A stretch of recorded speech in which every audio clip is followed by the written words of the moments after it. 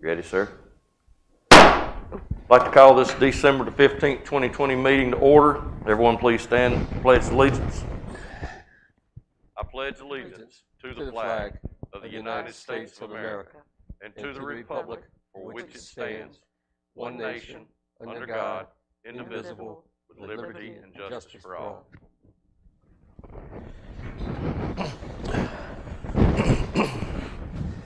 I'd like to welcome everybody to our December the 15th, 2020 meeting. This will be our last meeting of the year unless something comes up that needs to be called a special meeting. First off, I'd like to wish everybody a Merry Christmas. Hope everybody has a great, safe holiday and hope 2021 brings a lot of good things to our town. Does any member of council have a conflict of interest or the appearance of a conflict of interest with regards to any item on the agenda? If so, please state at this time. Mr. Borman? No. Mr. Phillips? No. Mrs. Harris? No. Mr. Corbett? No. Mr. Nern is also not available with us today due to a prior doctor appointment. Amendment and approval of the draft agenda. Does anyone have anything? No changes. No. All right. All in favor of the approval, or do I have a motion that we approve the draft agenda? So moved. Do I have a second? Second. All in favor? Aye. Council discussion. Does anyone have anything like to add before we get to going with our presentations? Ms. Harris, do you have anything? No. Mr. Borman? No. Mr. Phillips? Mr. No. Corbett? No. All right, moving on to our presentations. This first up is our stormwater plan update. Mr. John Michon and our new future director here, Mr. Matt Sarles. Y'all have the floor. Thanks, sir. Yes, sir. Good morning. I just want to briefly, I've already introduced Matt here. As you know, Matt will be taking my position here shortly, and thank you. I just wanted to provide just a brief overview of what we're working on, kind of where we are, and open it up for questions. If we use, obviously, acronyms or terms that you're not familiar with, just let me know and stop me, and we'll clarify anything. I wanted to start off by talking about some of the current projects we have going, and I'll be brief here. I know we have a long agenda today, but first of all, you'll see in your handouts there in front of you the larger format C106 sheet. This is a project that was actually listed in year 2. Right now, as you probably already know, we're in year 3 of a 10-year plan. This is a project that we are under contract for the engineering for this project. And you can tell, or you can see here, it's on East Main Street between 4th and 6th Street and leads out to Canal. Currently, we have some pipe that is actually in an area that doesn't have an easement, and the pipe's in poor condition. And the plan is to move it out to the right-of-way on the State Road or Main Street East. So we're having to work with encroachment agreements with the DOT as well. This is a project that, again, is currently being engineered, and the good thing is, for Matt especially, is it will be a full cycle major project where, with the assistance of McGill and the engineering firms, they can go through the entire bidding process and awarding process, and that will be a good exposure for Matt as well. So that's one of the bigger projects we're working on now. And I've just kind of referenced some of the other projects. There's a project we're working on over at Cross Creek Drive in Great Oak, and we're doing an in-house evaluation as to the scope of that project. As you probably already know, some of the projects that are listed in the capital improvement plan might or might not need to be done in total, depending on the condition of the pipes and the priority you put on what needs to be done. So there are a number of projects in that capital improvement plan that I've discussed with Matt that I'm not sure we need to attack at this point in time, or maybe never. Let me see here. The third bullet there says Main Street East, and it should be west, my bad, and Canal Drive. No, it is correct, east, I'm sorry. That's a project that's slated to connect from Main Street East to Canal Drive, adding piping. Somebody in here might be more familiar with it. I know I've heard there's localized flooding, but we're looking at some alternatives in lieu of creating another discharge, which we can technically do, or adding to the volume of an existing discharge, I should say. We can do that, but I'm looking at some other looking at some other alternatives where we might not have to run that line all the way back to the existing discharge on the canal. And I think that might be a better alternative. Another project is Acorn Court, which is a drainage easement project where we're going to remove the pipe and just regrade it and eliminate the pipe, which is always a good thing when you can eliminate the maintenance associated with the pipe. We've issued a PO to get that done. We're waiting for the ground to dry up a little bit. That could be early spring before that's done. Kings Trail swales. A number of areas off of Kings Trail, which is in the older section of Sea Trail, as you know, that is not associated with a state stormwater permit. In other words, the roads over there are town roads in many cases, and the swales adjacent to the road over time have filled in some cases, and the drainage needs to be reestablished. So we're already working on some of that, but it's just an ongoing project over there.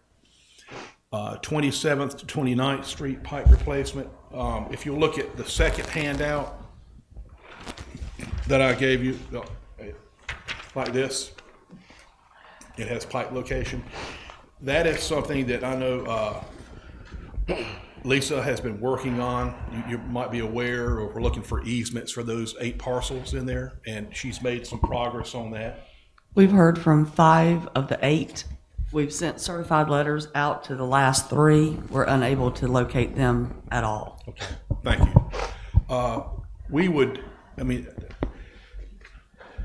I don't think there's any viable alternative but to replace that pipe in the existing location. It's a little off the property line, so it needs to be realigned. The pipe's in poor condition. We've gotten an estimate, or actually a quote, to do that work for $25,000, which in my opinion is a good number. This particular pipe is part of the catchment, or part of the system that is collecting water all the way from the intersection at Sunset Boulevard in Maine all the way back to 30th Street, where it discharges into the marsh. So it's an important section there that needs to be upgraded, and as we work through it with Lisa's help, hopefully we'll be able to attack that problem and take care of it. John, are those properties vacant? 4 of them are. Or 4 or 5 of them? 4 of them. I think 5 of them? 5 of them.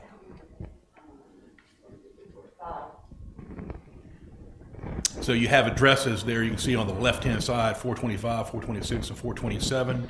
Those are houses where the blue squares are. The other 5 parcels are vacant lots.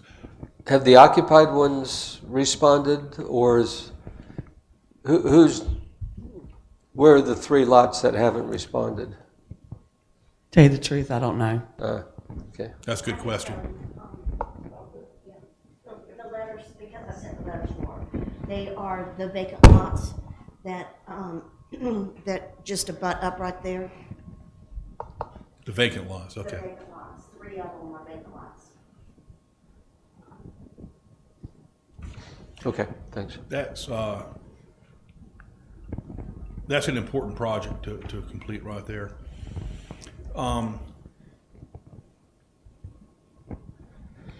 And then available funds. This is the amount of unencumbered money that's currently in our budget. there's obviously a number of other line items in the budget that have money in it. I just, in general, put out here that we have in professional services, $34,800, $5,000, so it's been untouched. The training and certification, I left that on the table for Matt. And infrastructure repair and maintenance, we have $59,500. So we've moved through quite a bit of the infrastructure and maintenance budget. But that's what we have remaining for this year. These are in the budget now, you said? That's correct. Those are available funds in the budget.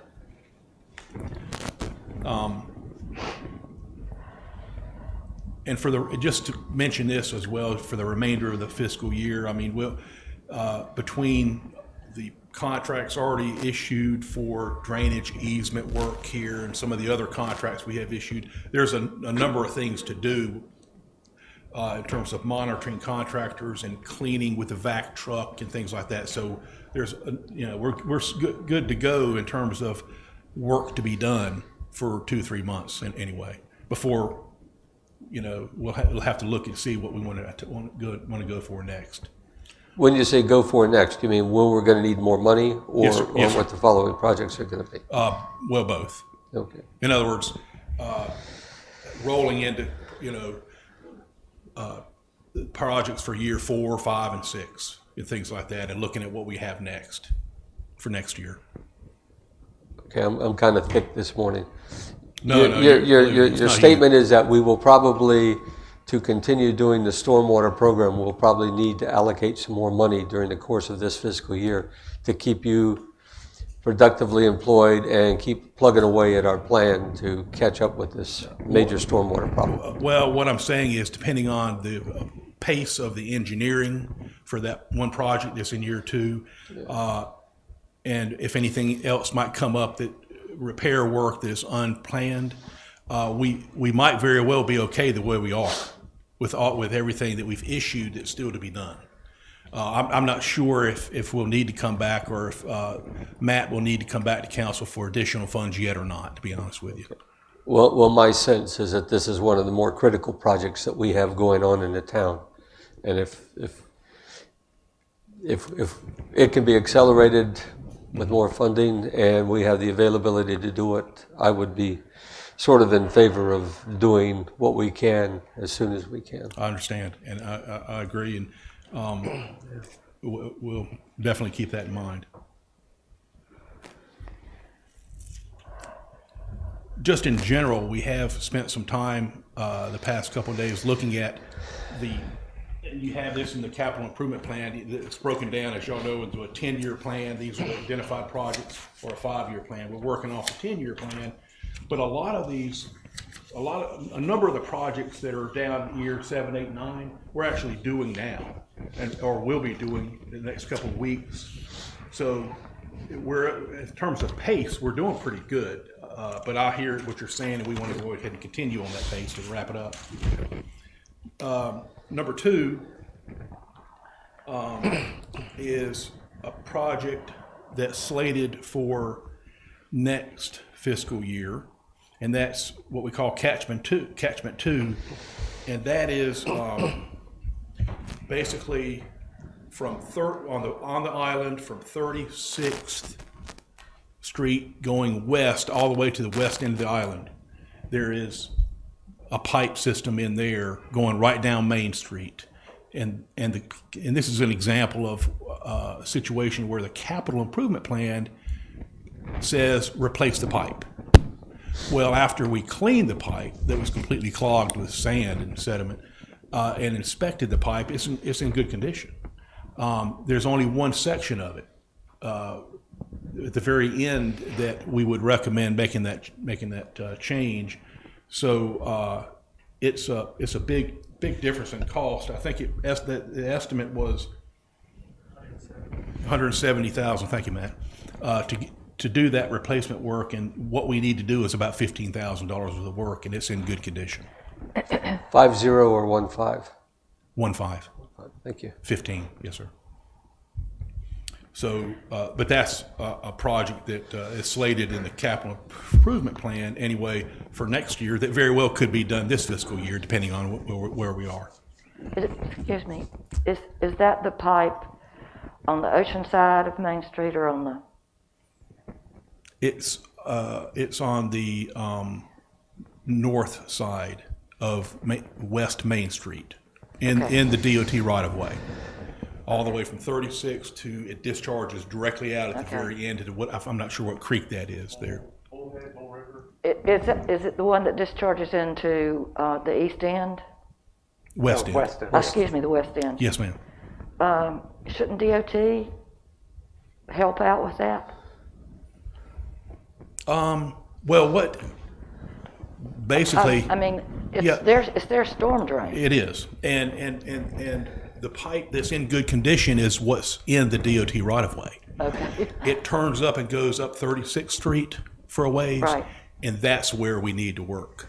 Okay. And actually, where it turns, the pipe actually was bent, and there was no catch basin or anything there to make the 90 to go up 36th Street, so it's hard to clean and hard to inspect. So we just need to replace that one section that goes up into 36th Street. But that is a good point. And actually, something I hadn't even considered and should have, with the other first project we discussed, that will involve encroachments. Now, I don't know where they are with providing funding for that, but we'll certainly need to check that out. Thank you. So you're saying on East Main Street, the first one, this whole piping project here along East Main, you're saying that should be the responsibility of DOT? I'm saying it's in their right-of-way, and whether or not they will fund it because of that, I don't know. I don't know the answer to that question. I doubt it, but we need to ask. They're going to come back and say it's not in their plan, not in their budget. Get in line for about 10 years from now. That's right. That's what they're doing. That's exactly right. Yeah. But we still need to ask. Yeah. Just one comment. How much did we pay for that vacuum truck? How much did we pay for it? Yeah.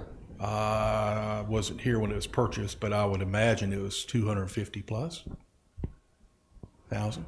I don't know for sure. Okay. Well, just cleaning that stretch of Main Street and reducing the price $155,000 is, it's demonstrated that vacuum truck is worth the investment. Amen. I agree 100%. And by the way, let me mention this while we're talking about it. I think we must be one of the best equipped relative to our size stormwater department. I mean, we've got the equipment we need to get the job done, and that's a good thing. And the more we use that vac truck, the better and the more cost effective it is. Any other questions? Number three is we've been working and we are under a contract now with Davie Resource Group to work on our GIS system, which the actual capital improvement plan calls for $40,000 a year allocation for that tool that we can use, which I think is, we don't necessarily maybe need to spend that kind of money every year, but we're engaged Trip Corbin, who's an expert a consultant in GIS, who's working with us, already made some progress, but that information system is critical. We're talking to the county about being able to possibly overlay water, sewer, and with our stormwater, so we can get a better feel for interferences when we're doing construction work, and a lot of other information that we can store and archive, videos and pictures and engineered plans. You can use it as an excellent means of tracking your progress.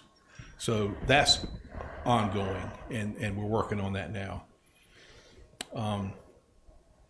Number 4, drainage easements. I'll have to tell you that one of the things that I've learned over the past year and a half, 2 years is the drainage easements associated with this part of town are very challenging. There's a lot more that needs to be done and monitored back here with drainage easements than what I originally thought. And I don't, at this point, really have a good feel for the annual cost associated with maintaining the drainage easements. We're working on that, and I've talked to Matt quite a bit about it. But just to give you a feel for it, it would be kind of it would be an estimate of mine that it might take 2 employees 6 months out of the year to properly maintain the drainage easements that we have. And that's just rough. Based on the growth rates and of the vegetation, and we've done a lot of different work back in this area with drainage easements. There's still a lot of work to be done, and we'll be working the next few weeks, continuing to work on it. But it's as I've talked to Matt about trying to zero in on, get a better feel for what it's going to take us between contracting out some of the work based on the type of equipment needed to get it done versus what we can do in-house with weed eaters and chainsaws, and trying to zero in better, tracking those expenses so we have a better feel of our infrastructure and repair budget line item, how much is already going to be taken off the top to maintain drainage easements. Working on that. We're improving quite a bit on that, but it's still a lot of work to be done. One of the other challenging things is groundwater. A lot of groundwater movement from here that way, and so there's quite a bit of work to be done with that, but we're making progress. John, you're saying 6 months out of the year for 2 people every year? Yes, sir. This is like for stuff that grows in the swales and in the drain ditches on the side of the roads? Yes, sir. And between the house properties, less of the right-of-way work, but more of behind properties. And back over here, there's a lot of different drainage easements that have been neglected, and that's commonplace. It's not anything unique to us. It's just if you let it get out of hand and the vegetation gets to a certain thickness and or size, it changes the scope and type of equipment you need to remove it. And so the idea is to knock it down and then hit it, monitor and hit it every time you need to, and you reduce your maintenance cost over time by doing that. And that's not something adjacent property owners are expected to do or should do? In many cases, they do. In many cases, they do, but some of the ditches and drainage easements are 6 feet deep, 7 feet deep, and steep banks. So it's challenging. It's challenging, but we're working on it and continue to work on it almost every day.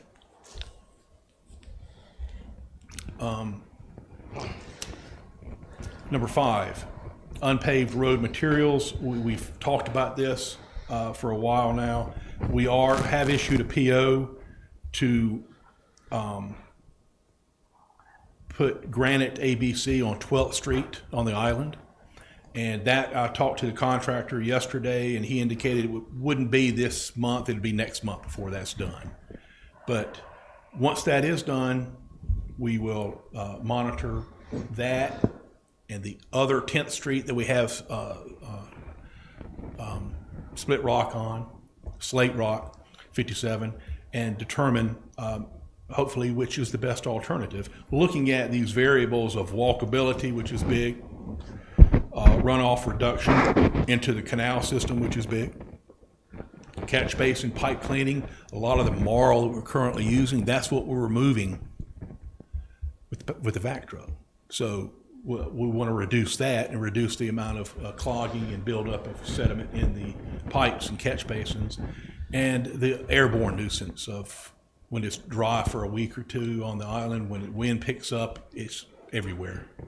So those are the things we hope to look at and improve by evaluating the different materials and determining what might be best. I eliminated, or didn't put down there, the cost, which is a big factor too. Which material would be more cost effective compared to the current material we're using. Are you looking at something besides, it's got marrow now primarily, right?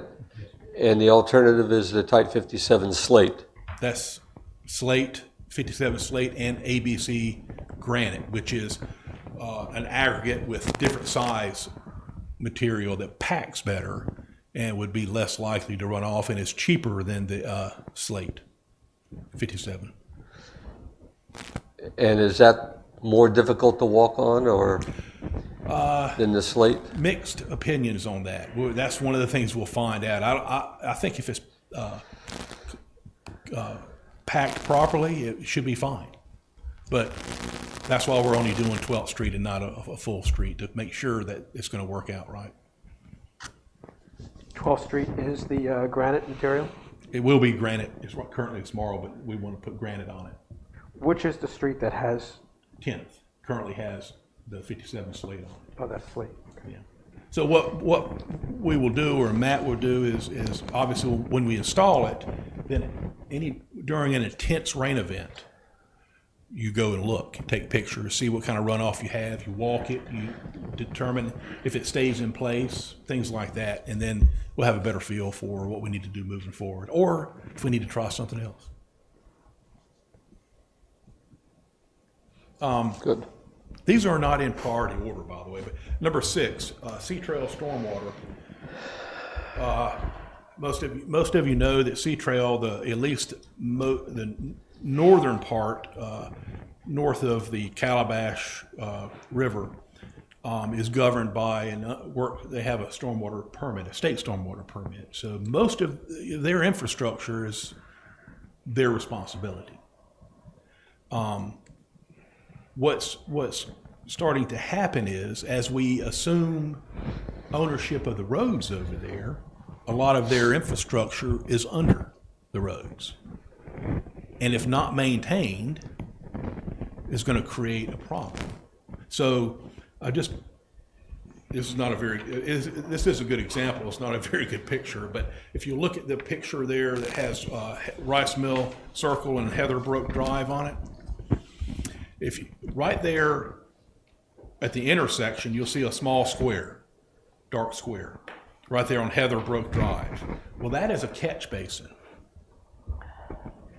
And it's right on the edge of pavement. You can't tell from this, but the pavement is eroded, it's broken up. But it's where Sunset Beach residents walk and ride bikes. And Heatherbrook Drive is our road. So what I'm saying is there's an potential overlap of responsibility to ensure that the integrity of the stormwater pipe under these roads is maintained so that we don't compromise the road itself. And I have just recently spoken to somebody that works for Riptide about the possibility of, and I don't know, I'm just throwing this out there, I'm not sure if there's any appetite at all for this kind of thing, but it could be, in some cases, an opportunity for some partnerships between the town and some of the HOAs to ensure that we, whether it be cost sharing or resources that we might have that they could use for any particular project. But what we don't want to do is start resurfacing roads knowing that we're crumbling underneath. So I'm saying all that to say that it's something we continue to need to work on and communicate with the master association over there and the current developer and the town to resolve these issues and make sure that they're taken care of. And I think it's at the end of the day, it's an aesthetic issue, it's a public safety issue, and it's a protection of public infrastructure issue as well. Number 7, pond management. You might already know, and probably do, we have a contract with Solitude Lake Management to manage, I'm not sure, Lisa, if there's maybe 10 ponds approximately, but I think it's 9. 9 ponds, thank you. That they monitor twice a week. We have an annual contract with them, and they treat at a minimum level. They treat appropriately for aquatic vegetation, controlling invasive species, just to keep the ponds from clogging up. As we've talked about before, those 9 ponds or 10 ponds, however many, they're critical, in my opinion, to they serve as forebays, basically, which they're sediment traps. So anything that's running off this way towards the tidal creeks and marsh end up passing through some of those ponds, and those ponds over time fill up with sand and sediment. And they're owned by the town. In some cases, there's no way to get to them. But it would be, but they need, like every other stormwater feature, stormwater management feature, they need maintenance. So an example here, if you look at your final handout right here, one example is right here off Circle Drive, not far behind us here. That pond right there you see in the middle, we have a drainage easement where the dark line, where the black lines are currently. We have access, but it's 10 feet wide, and there's and the pond is absolutely full of sediment. So we need to clean it out. We need to muck it out, but really we need more room than that.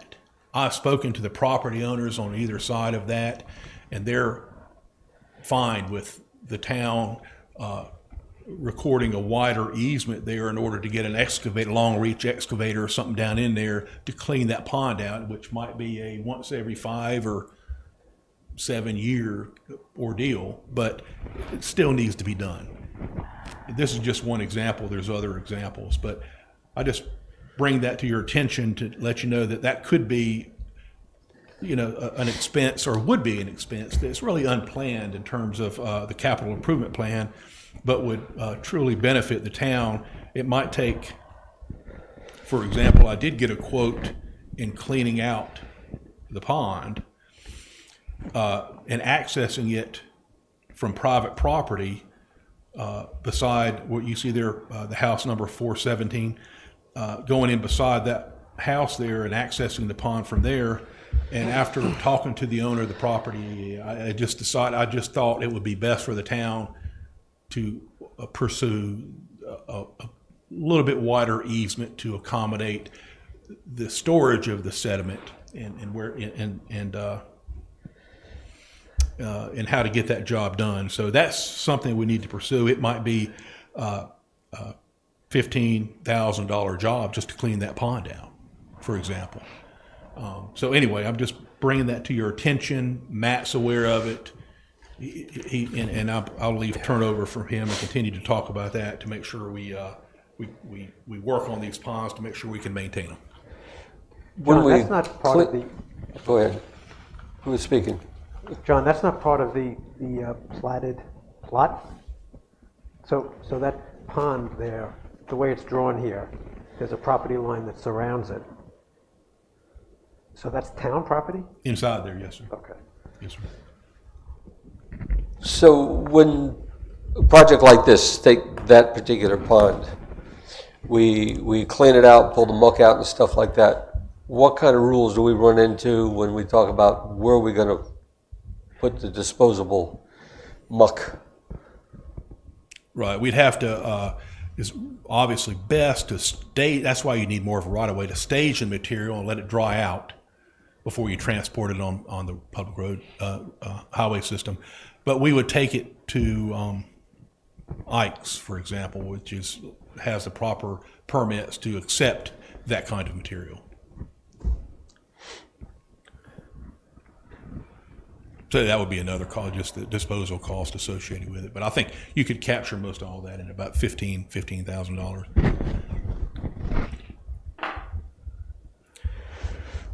And the last item I have on here, and you're aware of this as well, with the John, ERC, I've been... Is that the only pond that's in that bad of a shape? I would think it would be the worst one, Lisa, but I think a survey would be in order to really get an idea. But I think that is definitely the worst one.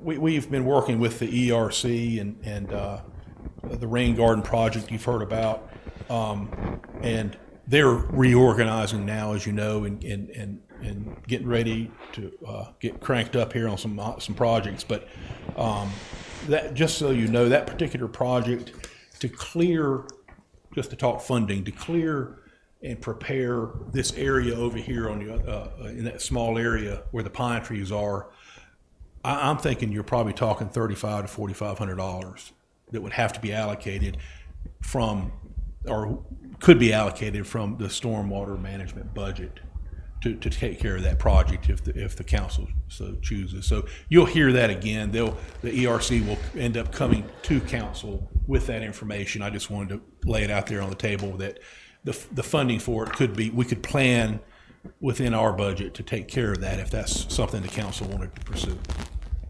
Yeah, we've asked for the rain garden to be included in the report of the update on the ERC project on the 4th of January. Good, thank you.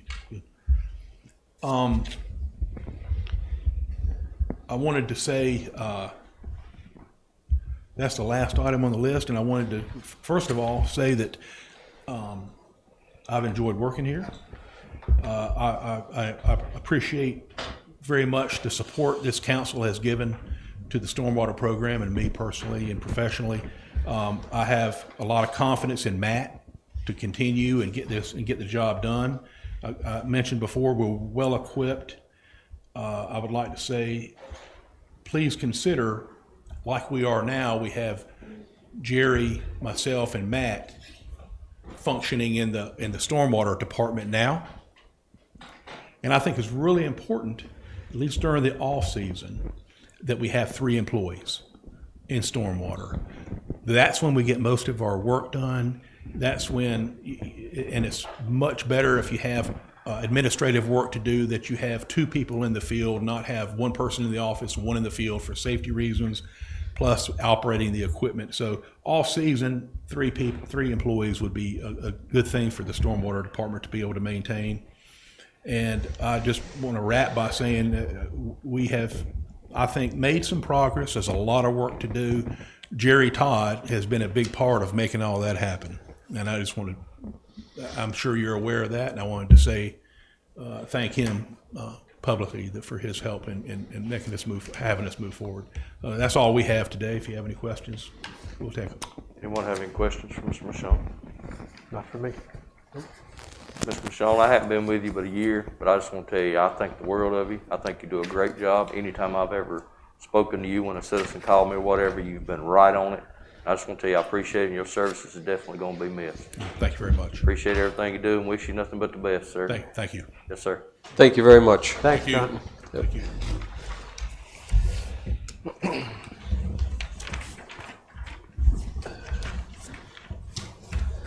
And thank you, Matt. Looking forward to working with you, sir. Yes, sir. Can't wait. All right, next up is our UDO Proposed Amendments, 160D. Mr. Wes McLeod, you have the mic, sir.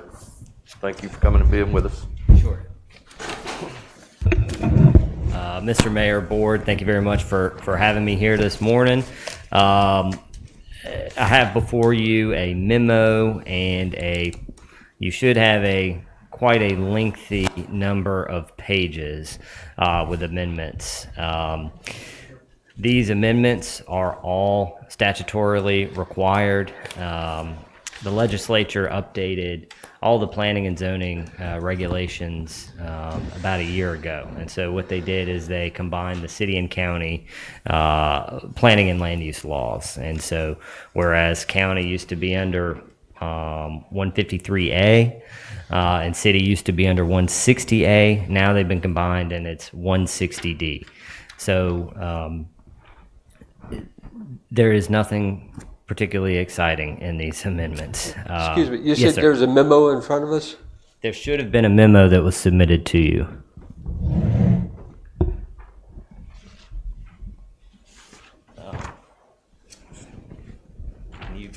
copies of this.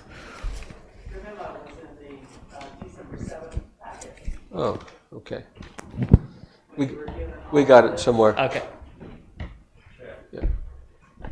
So, do you need the memo or? Okay. Sorry about that. That's- in any case, 90% of what the amendments are is where there's a reference to a 160A statute. It's now been modified and it's a reference to a 160D statute. Perhaps the most significant are some conflict of interest provisions that are now applicable to you all as a governing board and applicable to the planning board. Short of that, it is really, mainly housekeeping type items. And I'm happy to answer any questions you may have about this or anything else in particular. And I'm happy to go through any of the changes in detail as you would like. The planning board has recommended this for approval, and a public hearing will be required prior to adoption. Thank you. Anyone have any questions for Mr. McLeod? Not for me. Sarah, you have any? No. Then I do. Who's the designated UDO? It's not necessarily for Mr. McLeod alone. Who's the UDO administrator for this? I am. I told you we would get you.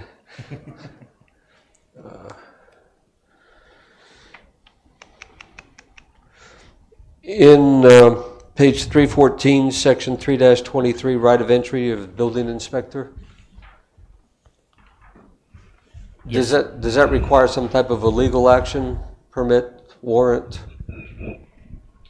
or just an assessment that you need to go in? Right of entry, I mean, without an administrative search warrant, which I've never officially done one, I think they're about very few and far between. The CZO course speculates on that. You have right of entry as they compare that to a Girl Scout selling cookies. You would go where the Girl Scout would sell cookies to. She's not going to go sell cookies to the open door of a storage shed in somebody's backyard. Knock to the front door, you have that right. You have the right to knock on the front door. Anything that's open you can visibly see from the street or from that. And you go through that procedure because if it's going to stand in court, if it ever gets to that far, you want it to be that evidence to stand. So you're not going to go where you're not allowed to go. Okay. Essentially onto private property without consent, and there's been similar provisions in the building code. Now they want to make sure that also anyone that's enforcing a zoning violation is operating under the same guise. Would you explain on 3.4 and 3.5 the kind of the key points of the discussion on the conflict of interest and the quasi-judicial decisions that go through there that have been adjusted? Yes, sir. And I believe, unless I'm mistaken, your ordinance also now, your agendas under number 1 also address conflict of interest, and I believe they did not previously. Is that correct? That's a new change, and that's likely, and that's, I believe, probably related to this. I don't know, but it's been my recommendation for governing boards to have a similar provision added. So there has always been, for quasi-judicial decision, that's where you're issuing a special use permit, appeal, variance, etc.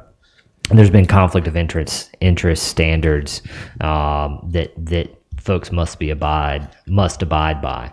Now they've added them explicitly to decisions that you make as well, and the planning board, and also staff also has conflict of interest standards similar to what's in the building code. Those were not in there previously. That is a new thing. But it would be And I believe this board has a history of discussing conflict of interest. And so, sort of if there's an appearance of one, certainly you would want to have that. You go through that with legal counsel. But with quasi-judicial decisions, you just want to make sure that the board is impartial in making their decision. If there's a question of impartiality and someone doesn't want to recuse themselves from that particular hearing or case, the board can vote to, remove them from the board. That's rare. Unfortunately, I've seen it happen, and I've seen it ruin, some lifelong friendships of folks. But that. This is all straight from the statutes. Does that answer your question, John? Is there something specific? Yeah, no, that's. I think that covers it. Wes, the quasi judicial deals with the Board of Adjustment specifically, right? That's correct. Yes, but in some jurisdictions, a special use permit may be issued by the town council, in which case it's still a quasi-judicial decision under a different board. But here, all of your quasi-judicial decisions are with your Board of Adjustment. And we did provide a training to them, has that just been planning board? You did a Board of Adjustment a while ago. Yeah, okay.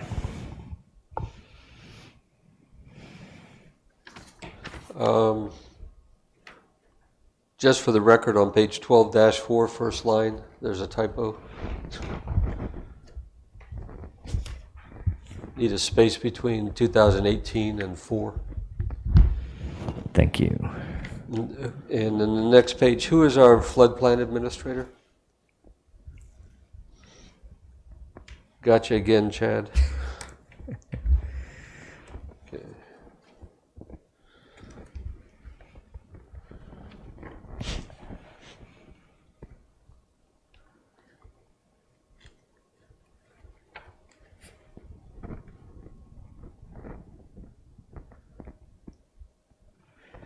Looking at page kind of 1320, when they talk about golf courses, is there anything in the UDO, and I couldn't find it, that talks about factors that going into decisions to, close a golf course and turn them into a real estate tract? Is that in the UDO somewhere? No, sir. That is covered in your land use plan, but of course that doesn't necessarily have any, regulatory teeth. Yeah.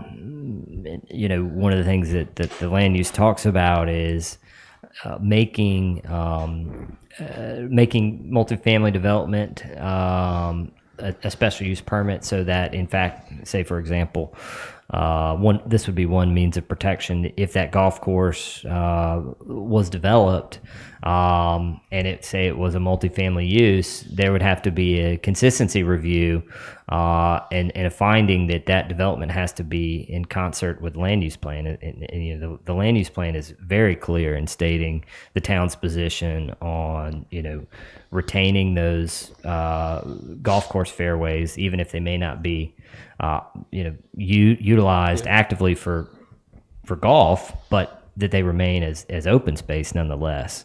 But right now there's no protections in your UDO for golf courses specifically. So that's something we should address if we're concerned with it. Yes, sir. Chad. Okay.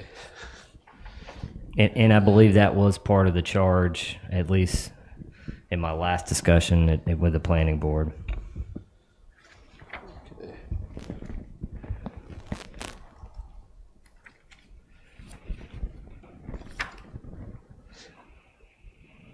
I have a couple of points that I would like to discuss with you, Chad, at the future, just not particularly applying to the changes, but applying to how we are enforcing some of the things that are already in here and what we could or should be doing.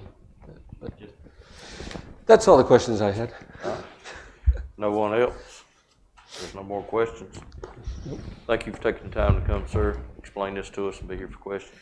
Appreciate it. Thank Wish you. a Merry Christmas. Thank you, Mr. Mayor. And Lisa, do they need to schedule a hearing? Was that part of this? Yeah, is public it already hearing- scheduled? The public hearing has been scheduled for February 1st at 7 o'clock. My question is, would you like Wes to be here for that public hearing? I think, Chad, are you comfortable with doing it without Wes? I will be out of town. He had a prearranged vacation prior to hire. Given that, I'm happy to be here as at the pleasure of the board, particularly if there's there may be other text amendments that are before you, not specifically related to this, that it may be, I should probably plan to be here. I would expect that there won't be too much from the community, but they could be.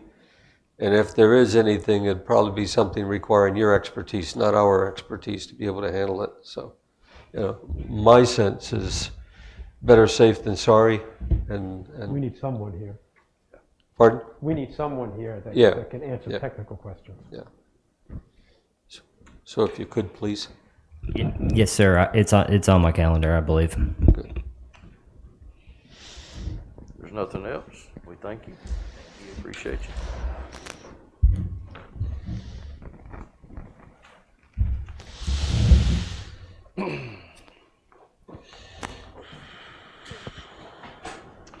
All right, next up will be our dredging project update. Mr. Robert Neal with Moffitt and Nichols is here.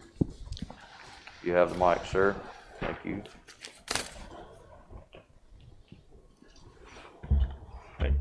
Thank you, council, and appreciate the opportunity to be here.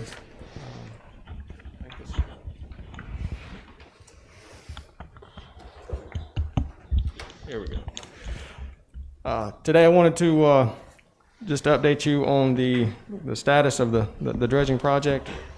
Unfortunately, the take-home message, I don't have the information that I would like to have today. And just I'm trying to give time a little bit here as a presentation. I'm going to take this off just so I don't muffle, if that's all right.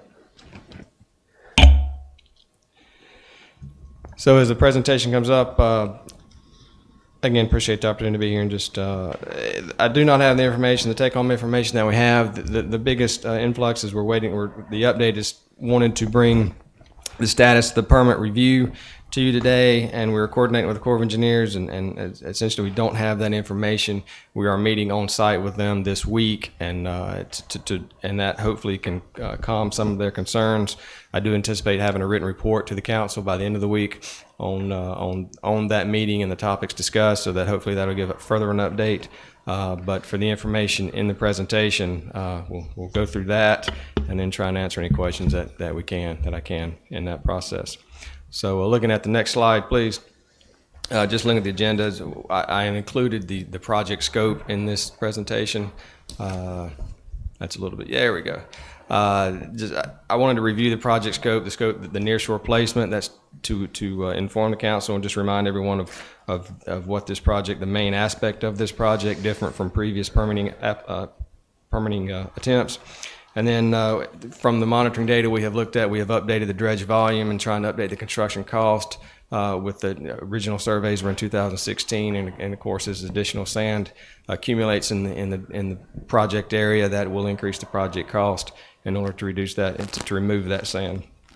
And then we get into where we are with the permit review, and then answer questions as they have been provided. So next slide, please. Robert, just a quick question, if you don't mind. The increase in sand is due to continued Just the natural processes. deposition of sand, not that anything's changed in the depth or the width. No, the template stayed the same. The project has not changed. It's simply more sand is now in the system, in the footprint, in the channel. Okay, so to make that clear. And so that information also help us determine, or at least estimate, a maintenance period of if we establish a maintenance program, when we would need to come back and dredge again. How often would this channel, would this area need dredging? But again, this want to just show the project area. It is the main key of this is the nearshore placement. South Jinks Creek is the flux of the project, and we would be moving approximately 40,000 cubic yards from South Jinks Creek piping that hydraulically around the beach and then placing in the near shore, approximately 1,000 feet offshore and roughly 10 feet of water, so that we accumulate that sand so that it does not, it's not visible from the shoreline, it does not create navigation impacts, and then it would blend naturally into the existing offshore contours, so that there would be no evidence or no impact, no visual impact, and no navigational impact from that placement. Looking at the next slide. Excuse me, before you leave that slide, could you update, instead of continuing to use a 2016 aerial photo, come up with, particularly sometime, the next presentation is going to be in 2021, a low tide drone photo or something that shows us where it is now? Because, based on what you just said about the accrual and what we see, is that the situation is much more dire than it was in 2016 when this photo was taken. Yes, and you mentioned that, and I believe that's wrong. I believe this is 2019, but I absolutely confirm that. But yes, we can update the photo with the most. Well, the logo says 2016. Yes, absolutely. That is. Either way, it needs to be updated and corrected and shown to be the most accurate that we have. So I definitely agree with that. Thank you. And so then, looking at the next slide, just shows the template, the cross section of what we intend to place. And that just shows the low profile. We're trying to blend in with existing. There will be a slight increase in elevation over 150-foot section there, 2,000 feet long, 150 feet wide. We are increasing the elevation, but we expect that to dissipate very quickly in the nearshore area with the wave action to the degree that we're not seeing that within 6 months, even after construction. One thing I will point out here is the template, the area that we have permitted has the capacity for 65,000 cubic yards. We have only, when this was designed, we had 40,000 cubic yards in the placement area, and that increased capacity was, one, so the material could be spread out, and two, because the surveys were in 2016, we did not know how it had changed. We wanted to have additional material capacity there. And as we talk about in a minute, that comes in a little bit handy. So with that, just kind of review of the project scope, at least the difference between this permitting effort, at least on the CAMA side, and previous efforts, that nearshore placement. Before I move on, just, I guess, pause briefly, see if any questions. And then next slide, looking at the updated dredge volume, we resurveyed the area in August of this year, evaluated those surveys compared to 2016 surveys, and then see the increase in material. And it's not a lot. We expected, it's not a lot in the alternate project areas outside of South Dinks Creek. We expected those to be relatively small. Most of the influx there, most of the shoaling is from stormwater. So we expected those not to change significantly. Actually, in Mary's Creek, we had very little change to no change. Turtle Creek's the same, 100 cubic yards over 4 years, roughly 25 cubic yards per year. The feeder channel, again, not a significant change, but 500 cubic yards. That could just be error in the calculations using the computer models. But coming down to South Dinks Creek, we're going from approximately 40,000 cubic yards to 50,000 cubic yards. So about a 10,000 cubic yard, actually 8,800 cubic yard increase. And that does, I think that will increase the project cost. And so with the hydraulic dredging, so we wanted to, that's the main key of doing these monitoring events or updates is to capture something like that. So that's roughly a 2,200 cubic yard per year increase if we divide just by the difference in the time frame in between surveys and the increase in volume. So we're having 2,200 cubic yards or roughly 2,000 cubic yards per year. And looking at that, we're removing 40,000 cubic yards. So doing the math, we could wait 20 years before the material would be back, for the dredge area would be back in the same condition as it is. Probably wouldn't wait that long because it's in such a bad shape now, but we initially estimated a 7 to 10 year period, a 7 to 10 year maintenance period before the project would need to be redone, so to speak. And I think that looking at these numbers, that estimate is in play. That is reasonable to think that we could wait 7 to 10 years in between maintenance event. probably more on the 10-year cycle, hopefully, depending on exactly where these shoalings accounts, where these shoalings I have a question. volumes account. Yes. How much of the shoaling in South Jinks Creek is coming from erosion from berms and et cetera that have been placed at Palm Cove? Now that's something we don't look at. We just look at the fact that there's more material there. Okay. It could that would be very difficult to estimate, but it is. So this is just that there's new material in the project area. We've not traced where it's from. We can. So we'll stay away from that. But so that is sort of where we're at with that. And does that answer? I'm sorry, I cannot answer that question. That's okay. But, so then moving to the next slide and looking at how that impacts the project cost. We have not provided an estimate for nearshore placement. I believe that will increase as well. We had about $9 a cubic yard previously. We're increasing that to roughly $14, almost $15 a yard. Also think that because of the time frame, the mechanical dredging prices will have increased since 2016. So roughly, we've increased the project cost about $1 million. For the locals, that comes down for the local share. The state cost share still covers 2/3 of that. So for the local share, we are going up about $300,000.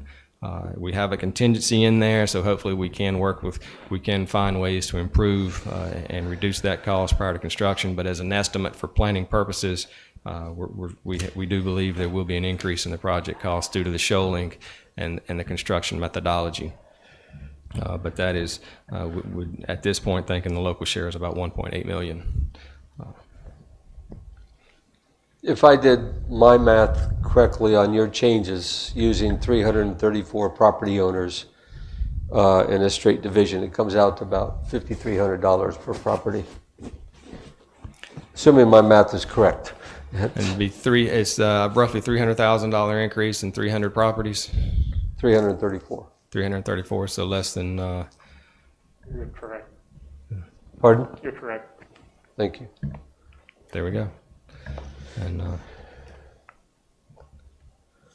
so I think that in moving through the project, we want to make sure we provide as up-to-date cost as we can. Obviously, we'll be coordinating with more contractors as we move forward and try and tighten that up. But as we move forward, we want to provide that information. So we're going to the next slide. We get into the permit status, the permit review status, and both. This again, we're anticipate going with the Corps this week to really address their concerns and see what their concerns are. We're communicating with the phone, but both commenting periods have closed. Both for the CAMA, we are requesting a permit modification. We have a permit to dredge the entire project area. To the depths the town intends or would like to. However, so we're only looking for a modification there to include South Jinks Creek. For the Corps permit, for the federal permit, we're looking for the entire project, including South Jinks Creek, the feeder channel, the Finger Canals, and the Bay Area. That entire project area would need to be permitted. So there have been no significant comments received, at least voiced from either agency. DCM has looked at the agency concerns and has told me that there's no deal breakers that they have come across so far. The Corps, the only concern that they have stated at this point is on their mind is the fact that we could possibly be dredging in marsh grass. The grass that has established along the feeder channel is protected species, and we are not allowed to dredge through that. That condition has been accounted for in the CAMA permit. We have agreed to stay 10 feet away from those grasses, actually in Turtles and Marriage Creek as well. So it's which was also permitted by the Corps. So that is the main point of the site visit, is they want to see where the dredging footprint will end. However, it's going to be 10 feet off the marsh grass because that's already in our permit, already in the state permit, already agreed to for the federal permit. So that is the only concern that they have voiced to me is that could be a deal breaker. And when we relate to that, it's already accounted for in the state permit and already agreed to for the federal permit, sort of alleviate their concerns. So we want to get them on site and just go over again what that concern is and how it plays out, because we're sort of this is a standard project and a standard procedure and a standard condition for a permit. So that is, we're going to go through and just see what that entails. Yes, sir. Yeah. So far over the last 5 years, there's been nothing that's been standard in terms of the standard procedures that have gone through here. You know, starting back in February 2017 when the Corps of Engineers changed the disposition of spoils. We had this letter that talked about a 6-month extension. You know, from your report, if the only significant concern is the marsh grass and and we've got that accounted for. One of the other things was the turbidity, and it seems to me that has been accounted for. If this dissipates, if everything we dump out there in the ocean dissipates in 6 months, you know, that's not a particular issue. So what is your sense? Why do they need another 6 months to sit on this? And that is the two, I guess, the other point from DWR. And next slide, please, if you please. Talks just about that. DWR, they have wrote a letter. They written a letter in late November requesting up to 6 months, not an additional 6 months, but up to 6 months to review the permit. And that is based on the near shore placement option. Near shore placement is not a widely used alternative for local projects, so they don't review it as the federal government has done it extensively, so it has been done. It's just not been reviewed by DWR as far as permitting purposes, and so we want to get them on site as well. That is their concern, but in talking with them, it seems to be a process, not a process of review, not necessarily a concern that could kill the permit. The nearshore placement option turbidity monitoring is a construction impact, so it's at the time of construction, and we have protocols in the permit that are standard nationwide for monitoring turbidity, as far as keeping the measurements below background or equal to a background condition, so that we have accounted for this in the permit to a nationwide standard, and willing to negotiate with them and do more if needed. But so that again, that is another reason to meet on site. They are they are also involved in this site visit, and we'll be able to see the area, and we'll have face to face. We're trying to understand why they need 6 months to review. The conversation on the phone we had was simply they're waiting. The process will be the Corps, although as I'm under the impression that no significant comments were provided to the Corps of Engineers, we will still have to address all the comments received. There's about 130. It's about 130 comments received. They are, for the last week, they've been trying to get those to us so that we can provide a response. Once that response is provided for each and every one of them, then a response and this is where we got caught up last year, they didn't like our responses. So that will be, I anticipate there will be some discussion there, and that will be the holdup. There will be a process there as far as going through those responses and assuring that they are provided or responded to, comments are provided in applicable manner that they accept. And so that is where we can get them on site and explain the project, review the project, and go through this and see what is their concern. Is it just a process of holding things up, is it just a time frame of going through the process, or is there actual concerns that we're missing? Will be extremely beneficial, and that's where the written report, what I will provide by the end of the week, is what is the path forward. And so these are the items as I see them, and what we've talked about over the phone with both the DWR and the Corps of Engineers. But as far as I can't give you a good reason, except for DWR can't do their job, can't do their review until they get their responses from the Corps on the comments, and the Corps is not going to give their responses until we respond for them to the comments. So it's a process. The Corps provides us the emails that they received, up to 120. We provide responses to those comments to the Corps. The Corps evaluates our responses, and once they're satisfied with those responses, they provide our responses along with the comments to DWR. DWR, Division of Water Resources, then does their review for the permit, and based on all of that information. Yeah. And But the so- Corps got 120 responses Yes. by email, Yes. and they haven't given them to you yet. No. And they closed on the 19th of December. It's now the 19th of November, now the 15th of December. Yes. And all I have to do is hit print, Yes. put them into a PDF, and email it to you. That would have Yes. been about a 1 or 2 hour process. Yes. You know, that's, So what's the holdup? I have no idea. And we're trying to find that out, and that's where if we can, that's where I think the site visit will be beneficial, as we can go over those items, and if we need to follow them back if I need to follow them back to the office with and write down the emails, then I think we do that. But somehow we get those responses so we can respond to them, because that right now is holding up the project, because we don't have the comments to respond to. So completely agree and understand that is. There is some time that they need to review and format, and I understand that they need to look at the comments before they provide them to us. But I agree it's at a point now, a month later, that we need to, in some fashion, get those responses and move forward with them instead of waiting. So completely agree with that, and hopefully, that's why we're, yes, that's by the end of the week, if whatever we need to do, we need to have those. When's the last time we asked them when they're going to send the comments to us? Tuesday. So it's yesterday, not Monday. And when we ask for them, they just say, it's coming, it's coming? They say they're trying to figure out a way to get it to us. We can't take a external hard drive, or we can't take any kind of external equipment and plug it into their computer. And the last comments we had was they would just attach them to an email and send them.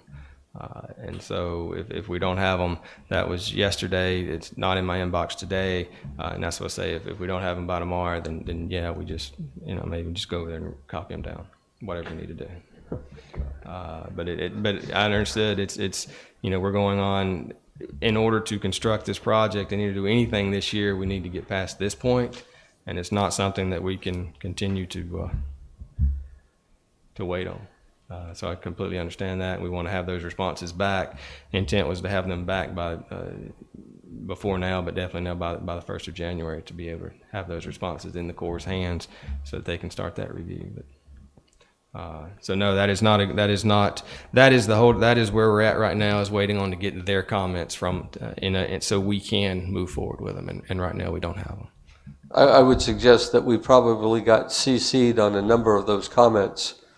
So you could probably start working up boilerplate answers for what would cover about 2/3 of the comments that are in there.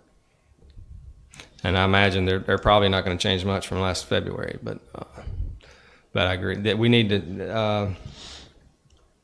My point is Yes. that Moffett and Nichols can be staging, so it's not a start from scratch process when 120 emails pop in.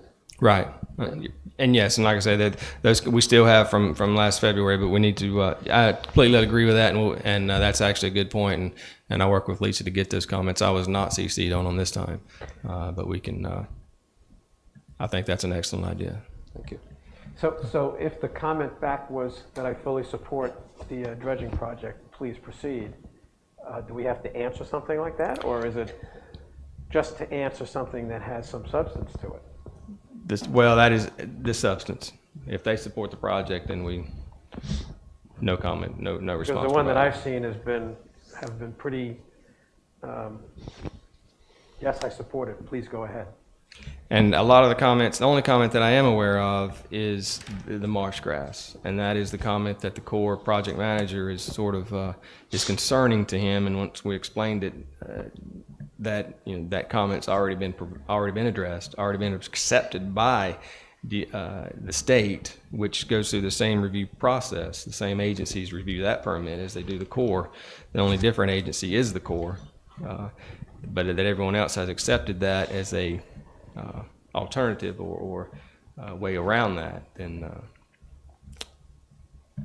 kind of he seemed to be a little bit alleviated by that. But yet tomorrow, I mean, this week we will talk with both the Corps project manager and his boss on site and try and figure out what we need to do. And so that's why I say I wish I had the answers today that were what we're looking for. I don't, but we'll have them by the end of the week. And so that's unfortunately did not make the timeline to be able to present at this meeting and to update on that status.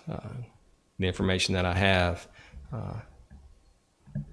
is here, but by the end of the week can Okay. and then happy to come back at any time and discuss further how we where we're at. But so with that behind us and how, like I say, by the end of the week, we'll have a written report as far as where we're at with that. But looking at the questions and concerns that were submitted and how we can address those, look at the next slide, please.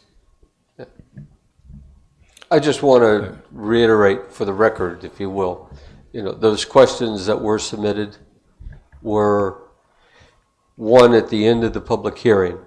I made a commitment to compile all the questions, not to evaluate, not to change, that people had submitted, that we had addressed, that we could not answer, or that had come forward in other emails over the course of this process. So that's where they came from. They're all based on what citizens that are either affected directly or just citizens in the town or around here had put out, and that's where that compilation of questions came from.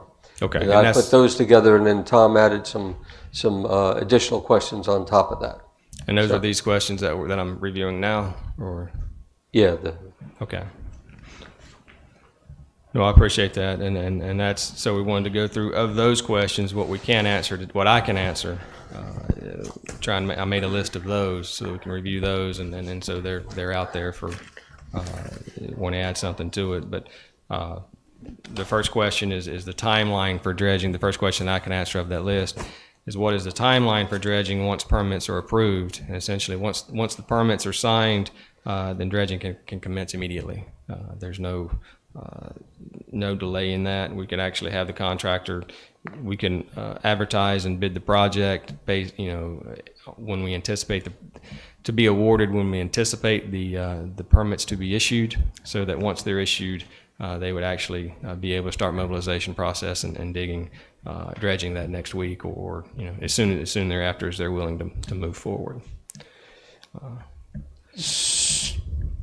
Tied into that, so what would be, if you will, the drop dead date to be able to do the first stage of dredging, if we were going to do it this spring, that you need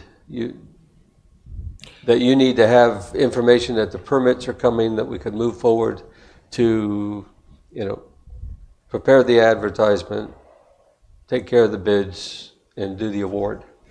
We would need to have the contractor mobilizing the 1st of February. And so, to do South Jinks Creek, there are other sections of the project that we could do through the mechanical dredging process, but to do the hydraulic portion, the nearshore placement, we would need to have the contractor mobilizing by the 1st of February. It's about a 45 to 50 day. Now with the increase in volume, it's about 1,000 cubic yards a day we can estimate. So that would be a 50-day project. And so if they're mobilizing the 1st of February, they would have that 50 days to do the work. Okay, and so what's the lead time before the mobilization? We could to do the advertisement, to get the bids, to once a about permit 3 is weeks. issued. 3 weeks. We would like 3 weeks to advertise and get contractors here. It's not, the minimum is 7 days, but we would like 3 weeks. So we're basically looking like at about the 10th of January is pretty much drop dead for dredging this spring.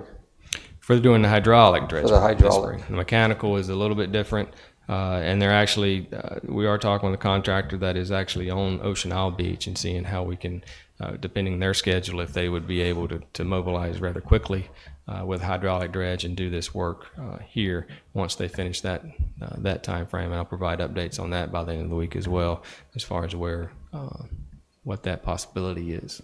That was my next question, whether we've started to contact the potential construction companies that would do it, so that Yes. they're available, that we know that they're available, and that we know who we would go to should we get the permits issued. Yes, we've been talking with them since 2016, but Well, are they still in business? They are now. And of course, each day new projects come available, and they have to divide their schedule. But we are trying to make sure everyone's aware of this project, and we know that the intent is to do the hydraulic portion this year. Okay. And so we want to keep them somehow keep them ready if at all possible. And with the contractor already being on Ocean Isle Beach, that could be very beneficial because that is the equipment that could do this job. Okay. Ms. England has a question or comment or something there, please, sir. You all will need to adopt a resolution authorizing the project, the undertaking of the project prior to the bid package going out for the construction. That can be on your January 4th agenda if you are ready to pull the trigger. We don't know what we're pulling the trigger on yet. Well, the resolution to undertake the project is in the special assessment process. Okay. And so moving with We'll the next. talk about that in the disposition of directives. So with the next question, moving beyond the timeline of when dredging can begin, also state that dredging is, as you mentioned, as far as doing this year, dredging is allowed, especially the hydraulic, between November 16th and March 31st of any year. Mechanical dredging, we can extend that a little bit in April, but I do not expect that the nearshore placement we would get any relief from the moratorium. So I expect that would be, we will ask for it, we have already asked for it, and let the agencies know that we will be asking more for it, but I don't expect to get authorization for that. Mechanical dredging, though, however, with the truck haul, I do expect that could go into April if the town so wish to do that. Next question. Will property owners be responsible for moving docks? And the docks do not have to be moved. We're staying 5 feet away from any piling, from any dock. We cannot dredge underneath a dock or where we know is, so they don't have to be moved. That's not, the state grant will not pay for dredging underneath a dock. They consider that private property, and they will not pay for private property. We also want to stay 5 feet away because we don't want to pay for a damaged dock. The contractor, and this goes into the next question, the contractor is responsible for repairing any damage he creates or the construction process creates. So we want to stay at least 5 feet away. We generally stay 10, but in the finger canals, that's a little bit difficult to do, considering we don't have 10 feet. We don't have enough space between the docks to work. So we want to stay at least 5 feet away from the docks. And the contractor is responsible for any damage they created, whether it be docks, bulkheads, any type of damage that we can relate back to the construction process is their responsibility to fix. So the property owners should kind of plan that when the dredging goes through, it will be, if they look out from their property, it'll be out generally towards the middle, and if their floating dock sits on mud in low tide, they're still going to have to calculate through getting from their dock out into the navigable channel, and as this process goes. Okay. Then the question of when the property owners, when will they know the cost responsibility, and that's what we're trying to do as often as we can, or asked to, is to update the cost as we see it. The estimated construction cost, we hopefully we're on top of, and it's less than what we've estimated. But the actual cost will not be known until the bids are received and open and awarded. That is the only point that we have a firm number of what we can say will be the project cost, is when bids are awarded. We try and estimate as we move along, but again, those are estimates. Okay. But I think we should make a comment here based on what Councilman Corbett calculated. There's been a number floating around out there. I don't know where it came from, but it's been on social media. It's been in various places where they're talking about $20,000 per resident per property as being the number that it would cost, and that that appears to be completely false based on our estimates. Yeah. Based on the numbers you gave us today, that I calculated and Councilman Phillips double-checked today, based on those numbers with 534 property owners, we come up with about $5,300 per property at this point in time.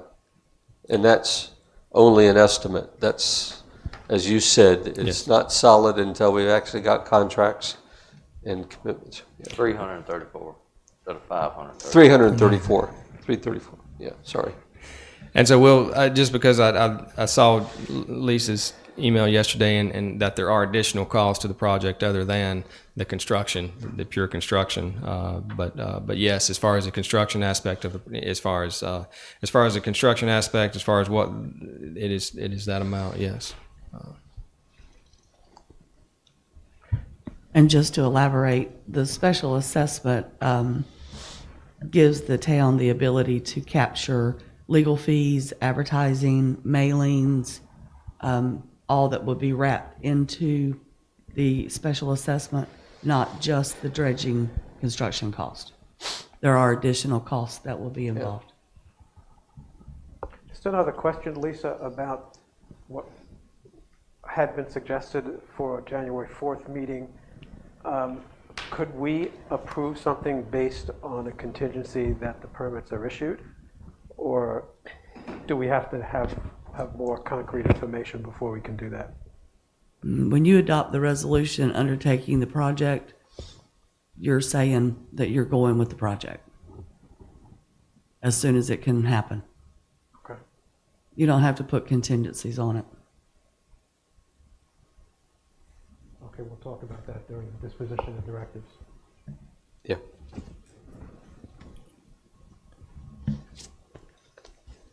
And so next slide, please. I think we just covered this question is will the state grant still cover 2/3 of the project cost? And yes, the state grant covers 2/3 eligible cost, which is anything from Moffett Nickel or the construction of the project. The state grant covers that, 2/3 of it. It does expire, but is renewable by a simple email. And as far as increasing the project cost, increasing the grant amount, at this point, there's not been an issue with that. There's more money. They're looking for ways. They're looking for projects still. And so I think I do not anticipate a problem with that at all. Cutting a little bit into Lisa's thunder, I think at the beginning of the year, we start that process to get the grant agreement up to what we think it will be, the new estimated cost. When does the current grant expire? June 30, 21. Okay, so we will have to make sure we meet that deadline this time and make sure that the people who receive the grants are still working on those grants and still employed, and so it doesn't go into a Robert and I both have hole. already been in contact with the grant coordinator, Okay. and we are set to start that process in January, requesting the extension.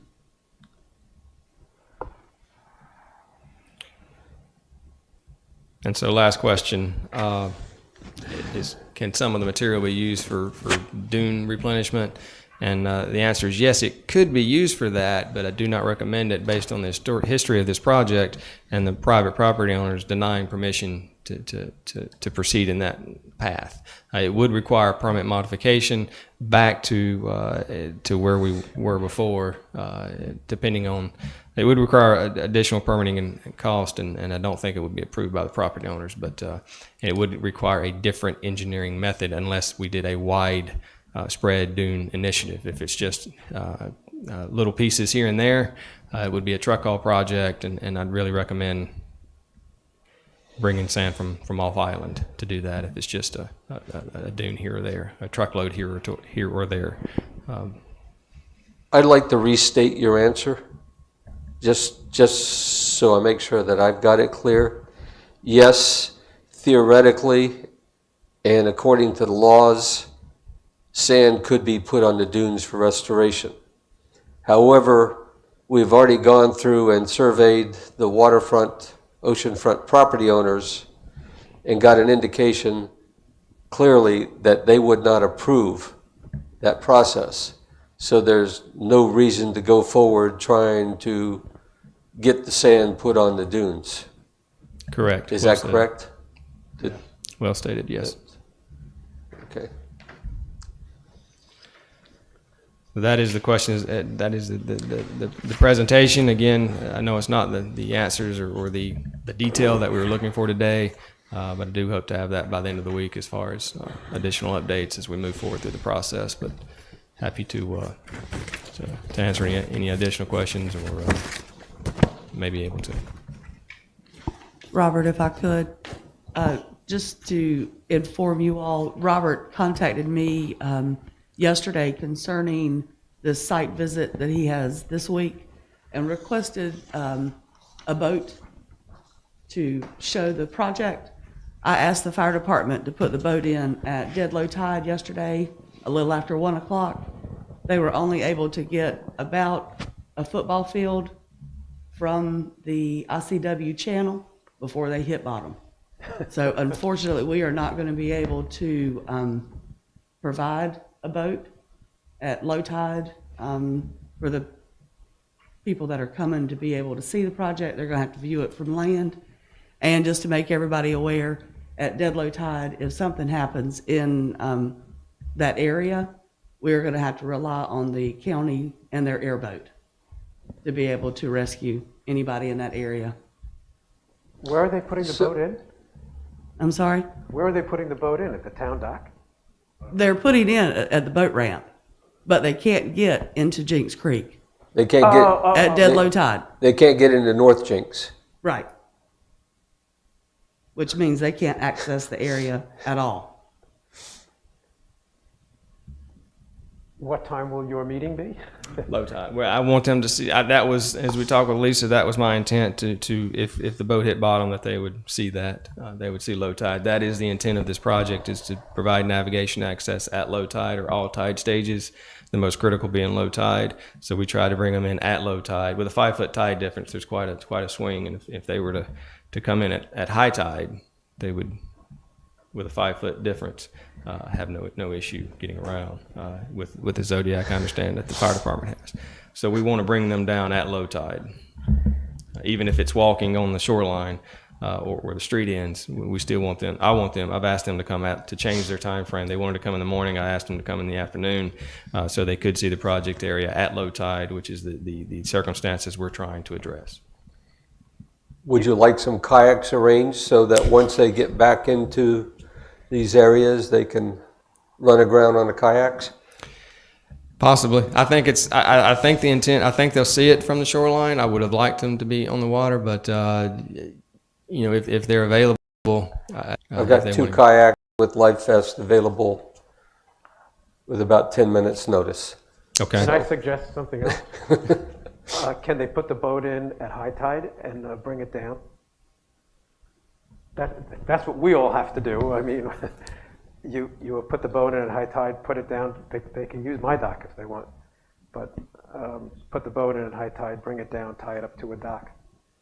I think the problem is getting in and out. We've only got the one boat, so we can't have it stranded in that area. High tide is at 8:30ish.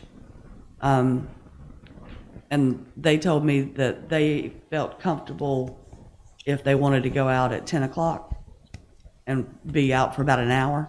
But after that, they will not travel Jinks Creek. We just put a brand new motor on that boat also, if you remember. Yeah. And South Jinks as well with the shoals it would be in the same situation where it's a 10-foot. I mean, they can get around very close to the docks, but. Well, if you have to do it from the shore, if you go down to the end of Riverside, you'll see pretty much.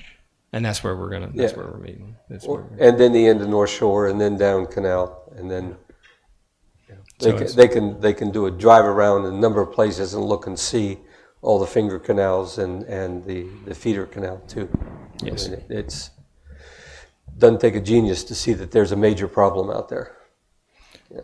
And so we may. You mentioned a good point. I'll coordinate with Lisa and see if we can find a property owner that actually own the finger canals if they want to go down on a dock in one of the finger canals to actually to observe that area up close.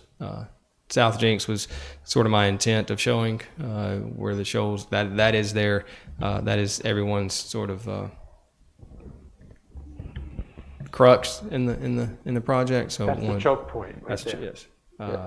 And so that was intent to show them off Riverside Drive at low tide to see the navigable access in that area. But I think looking at the finger canals off the dock may be a very good idea as well. I can get permission for them to go onto a dock right at South Jinks Creek where the channel is very, very narrow. That would be helpful. This doesn't have to be decided at the meeting, does it? Correct. Yeah, right. I'll follow up with Lisa and Yeah. yes, And this afternoon. Both Tom and I are available to help coordinate with citizens to get access to whatever docks on very short notice that this site visit crew wants to see. Yeah, for sure. And with that, can I address any other questions or? Nope. Thank you very much. I do appreciate it. And again, So that's, Just I got one question. yes. Of all the questions that John compiled, the 4 that you answered, that was the only 4 that you could answer for us out of those whole questions? Yes. Okay. Go ahead, John. Are the other questions that I guess, Lisa, you provided answers from, are those going to be made available, or can we, while Robert's here, run through quickly the other questions so that we can account for them? However you want to do it. Yeah, sure, go ahead. I mean, I'll be glad to read them if that's what you would like. Okay, well, let me tell you what, why don't I read the question and you answer the question? Okay, number 1 was, is there an overall outline of the process from this point on and the role property owners have in the approval process? And the answer I provided was the initial intent of the dredging project was to dredge the areas, assess the affected property owners, and then develop a dredging maintenance plan, including the establishment of dredging district or districts. And the dredging maintenance fee would be collected annually with the property taxes. The funds are then held in a special revenue fund until the next dredging project occurs in approximately 7 to 10 years. Our neighboring towns already have maintenance plans and fees and are already on schedules of 7 to 10 years between dredging projects. Okay. Robert has already addressed questions 2, 3, and 4. Number 5, is there a cap on the cost to property owners? No. Number 6, do the property owners have the opportunity to say yes or no to dredging based on the cost? What is the process, if any, for property owners approving the cost? No. And the special assessment public hearings are the method for the affected property owners to advise the council of their thoughts about the project and its cost. And based on what we had at the public hearing and the emails that came in, there was of the responses, the overwhelming response was go ahead with the project. Correct. As I interpret it. Correct. Yeah. Number 7, will the town be assessed a share of the cost as a property owner of the park? Yes.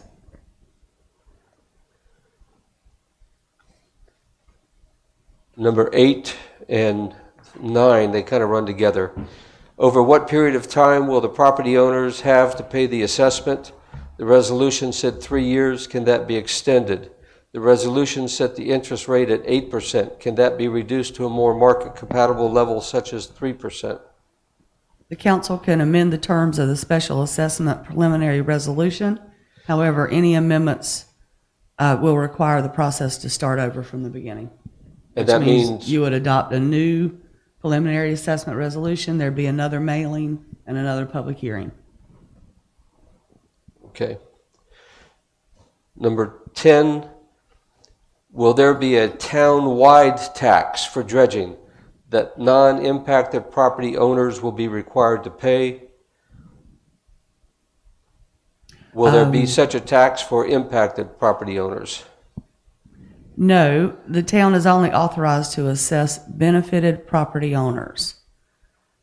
And yes, the council intends to establish a dredging maintenance fee that will be collected annually with the property taxes and held in a special revenue fund until the next dredging project is set to occur, which is approximately 7 to 10 years. Okay, that also answered number 11. Number 12, that was in grant money, and Robert answered that. Number 13, why is the cost of dredging not shared amongst all the property owners in Sunset Beach? And that was covered with your answer to number 10, in that only the affected property owners will be paying for it. All right, the state of North Carolina has only authorized the town to assess affected, benefited property owners.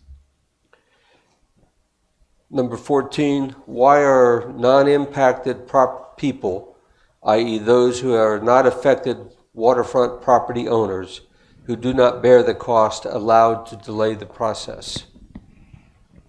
Again, this is a question that came from a citizen. Project delays have resulted from project area amendments, including removal of sections, various disposal site amendments, beach compatibility, sand disposal locations, and/or placement area amendments, public opposition, etc. In other words, a whole bunch of reasons, and not simply people who do not bear the cost that have Correct. opposed it. Okay. There have been various delays. Yeah. Starting with, for example, the Corps of Engineers changed the rule in 2017 on where we could put the spoils, or where we could not put the spoils on our outer islands. And there have been a number of changes since then. Number 15, can some of the compatible dredging spoils be used to replenish the dunes? Robert answered that question when we discussed that. The other questions that were not part of the 15, have we received any feedback from either DCM or U.S. Corps of Engineers on the public comments we have received? How many letters, and are they for, against, or neutral? We discussed during your presentation that 120 or so letters have been put in. We haven't gotten them back, and we don't know how they break down pro or con.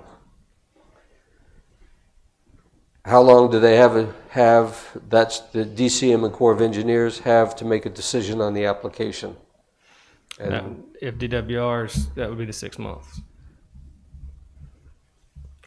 It would be April.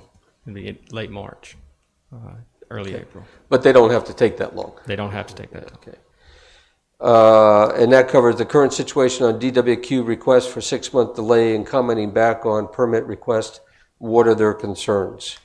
And you said this site review is going to work to identify what their concerns are. Yes. Yeah.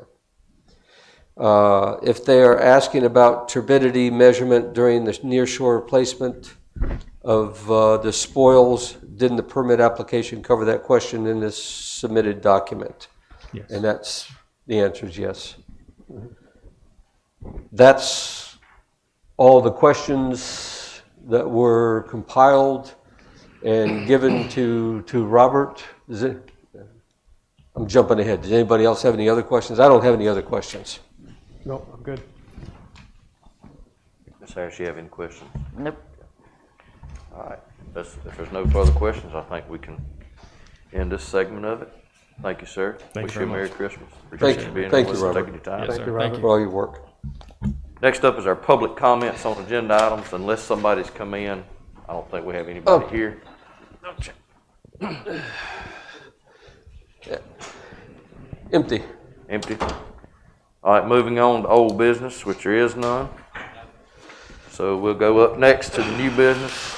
This will be first up is our sunset sound waves discussion in regards to this is normally the staff starts contacting bands for the summer concert series in January. Council is requested to determine if the town will sponsor the concert series for the 2021 season.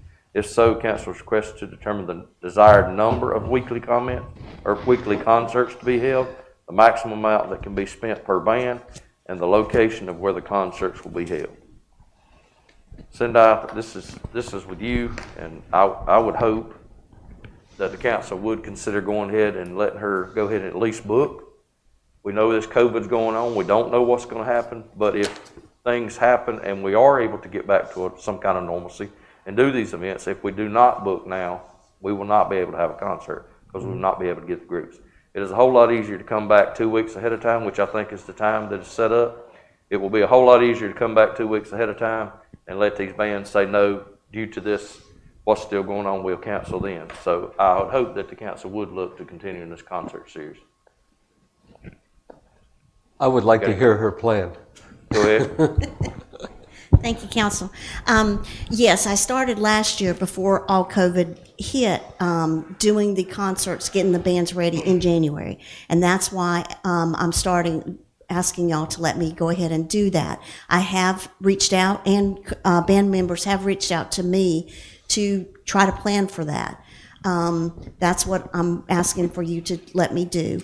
I have got quotes on the services that we use, such as the trash cans and all that kind of stuff, and the porta pots and all that stuff. I've got quotes on that. They've come in really low because they want business. They are willing to help us. Also, I've reached out to where we had the concerts. They were in agreement. They want the money also. If we can do it, they want it. They were really pleased with us, as I think we got good feedback from that area. They've done some renovations to that area, and I got an email from Mr. Payne yesterday. The Homeowner Association said they agreed to it. And what I'm suggesting is to try to have 10 concerts starting in the middle of June and going through August. The first year we did it, we went into September. I found that got to be where we started getting dark and all that kind of stuff. So if we start in the middle of June, do 10 concerts, that'll take us through the middle of August with the rain date of the last day of August. And this year, everybody was not a problem if we had to cancel. And as our contract says, as long as if we cancel on the day of the concert, we give them half their deposit, because we send that 2 weeks in advance. And also the county with the advertising, we will still be doing that with them. And that really doesn't cost us anything to advertise with that. The only cost would be if we did a banner, which is about like $100 and some if we did banners and stuff like that. And if y'all have any more questions.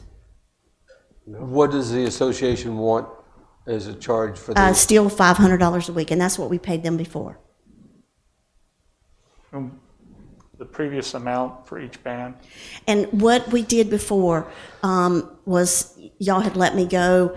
Like, some of the bands are lower. I can get them for $1,200, $1,500. Some of the bigger bands, the most I spent, I proposed last year, was like the really popular one. The highest I went was for one concert, $3,000. $2,500 usually gets us good. That's usually a good number, and we have a lot of bands that come in a lot lower than that.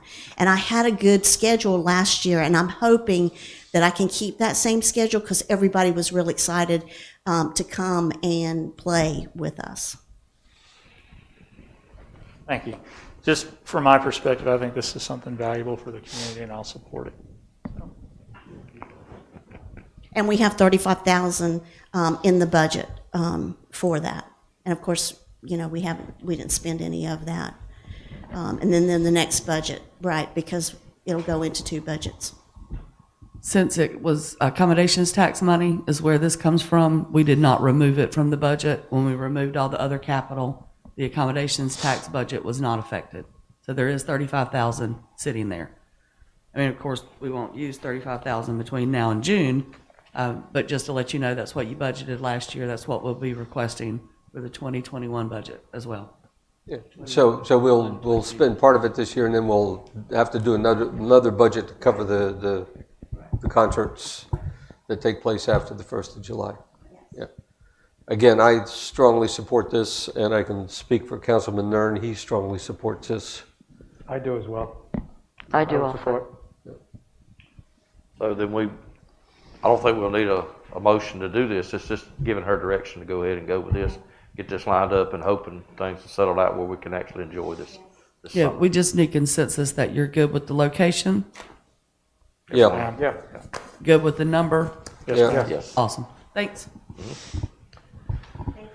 All right, next up is our deposition of directives for our January 4 meeting, 2021.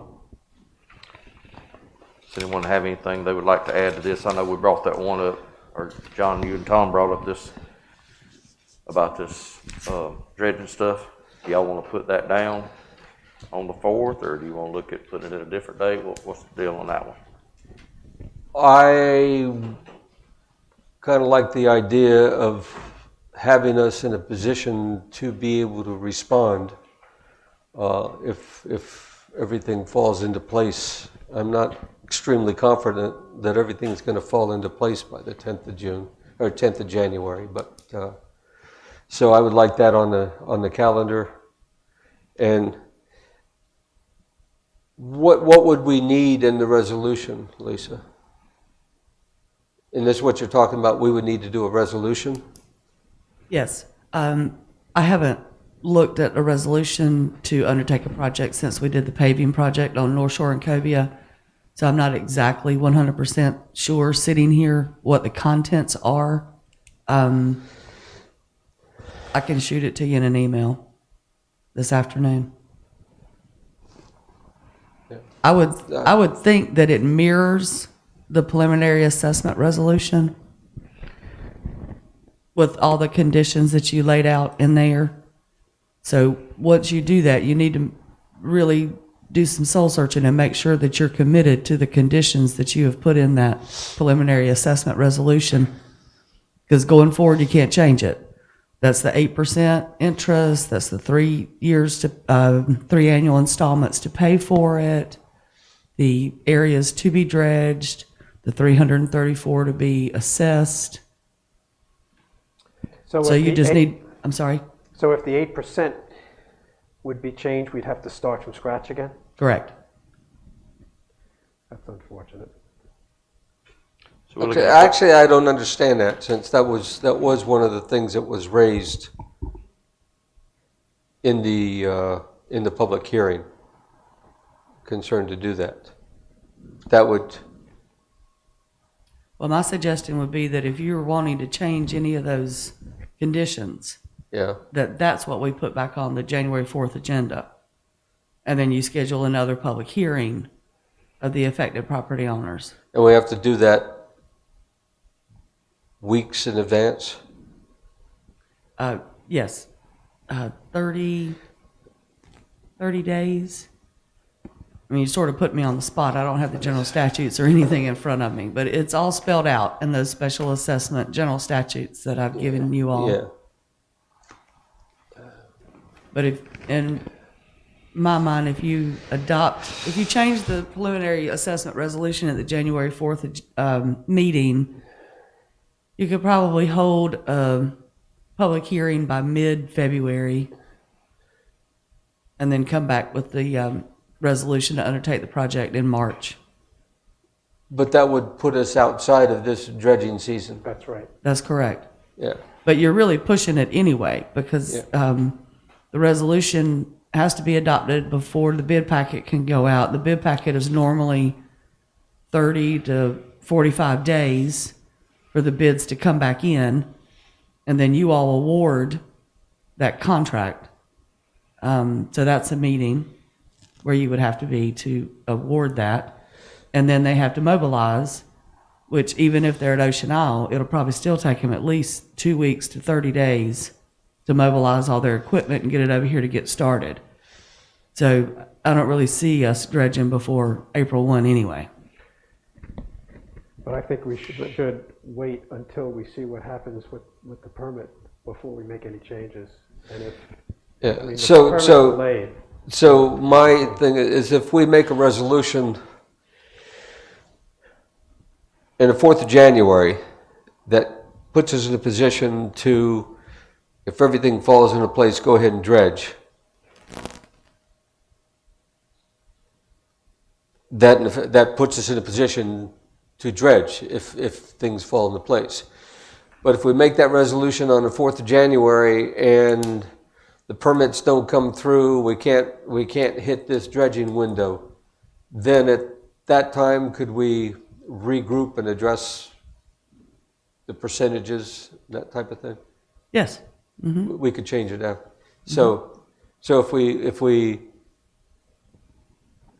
pass a resolution on the 4th of January to go ahead and with the dredging, it would still be,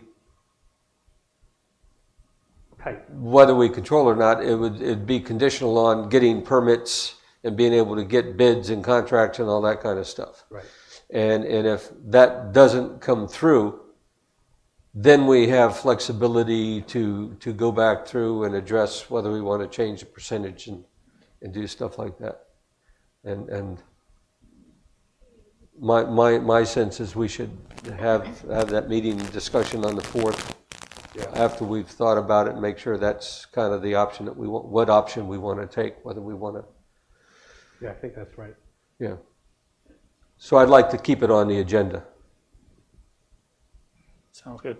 My question too is if we were to go to a situation where we had to have a public hearing again, would it just be regarding whatever changes we want to make, or would it be about the assessment, the whole assessment process? So It'd be let's the just- whole resolution. Okay. Anyone have anything else?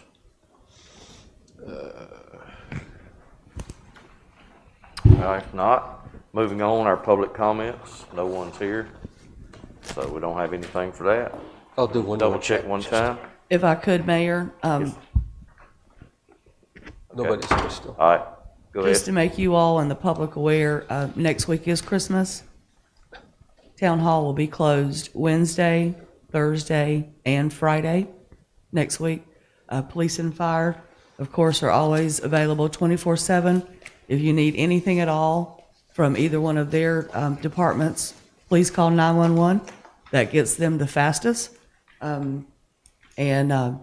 The staff wishes all of you all a Merry Christmas and a Happy Holiday. And on behalf of the council, I think I can say this. We want to thank y'all for everything that y'all do for our town. 2020 has been a hectic year. You've all buckled down, got us through it. We appreciate it. We wish you nothing but Merry, Merry Christmas. Hope 2021 is going to be even better for us as a town and as everybody, health-wise, everything. We appreciate all of y'all. Thanks for everything you do. Thank you. Moving on, we're going into closed session and pursuant to the NCGS 143-318.11A6. Do I have a motion? So moved. Do I have a second? Second. All in favor? Aye.